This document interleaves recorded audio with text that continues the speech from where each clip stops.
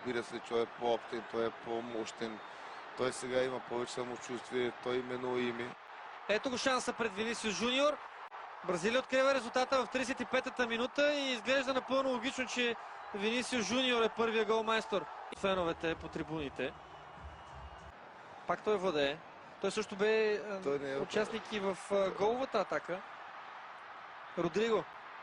Серия от финтове, изстрел с левия крак. Това е... Савиньо е човека, който Вини Жуниор бележи за втори път в матч. Още веднъж. Опита се. Или игра с лице, с вратара, да се изчиста топката. Такава атака през първото по време не видяхме. Толкова масирано парагвайците да окупират наказание.